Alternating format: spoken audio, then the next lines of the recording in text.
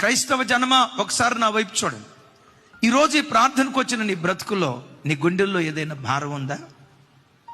కుటుంబాన్ని కూర్చో, పిల్లలను కూర్చో, ఉద్యోగాన్ని కూర్చో, వ్యాపారాన్ని కూర్చో, ఆరోగ్యాన్ని కూర్చో, వివాహం కావలసిన యవన బిడ్డల వివాహాన్ని కూర్చో, పిల్లలు కోల్పోయిన ఉద్యోగాన్ని బట్టో, అప్పులను బట్టి అమ్ముకున్న ఇల్లును బట్టో, అయ్యో కనీసం ఉండటానికి ఒక ఆశ్రయం కూడా లేదే, నా బ్రతికేంటి ఎలా అయిపోయిందని ఓ తెలియని భారం నీ గుండెల్లో పెట్టుకొని వస్తే, గత కాలాల్లో ఎన్నో గొప్ప అద్భుతాలు చేశాడు కదా, అప్పుడు అద్భుతాలు చేసిన దేవుడు ఇప్పుడు కూడా అద్భుతం చేస్తాడు.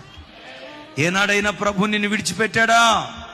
ఏనాడైనా ప్రభు నిన్ను అనాథన చేశాడా?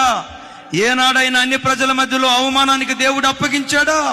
ఆ రోజుల్లో కార్యం చేసిన దేవుడే ఇప్పుడు కార్యం చేస్తాడు. ఇక ముందును నిశ్చయంగా కార్యం చేస్తాడు. నువ్వు పుట్టిన నాటి నుండి నేటి వరకు ఎన్ని శూర కార్యాలు దేవుడు నీ బ్రతుకులో చేయలేదు, ఎన్ని శౌర్య కార్యాలు నీ జీవితంలో చేయలేదు. ఇది జరుగునా అని అనుకుని ఎన్నెన్ని భీకర కార్యాలు నీ బ్రతుకులో చేయలేదు. గత కాలాలలో చేసిన దేవుడే నేటికి సజీవుడు. He is the commander of faith.